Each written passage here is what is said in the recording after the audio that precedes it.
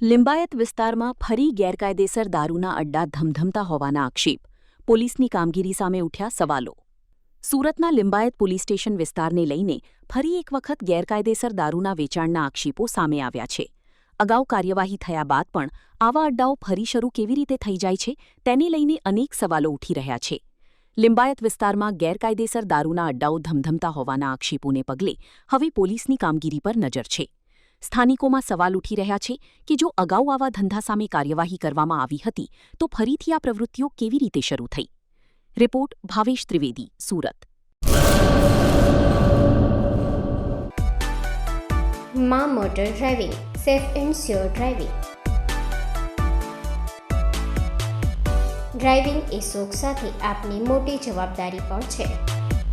અમારા ઇન્સ્ટ્રક્ટર દ્વારા સચોટ અને સરળ માર્ગદર્શન.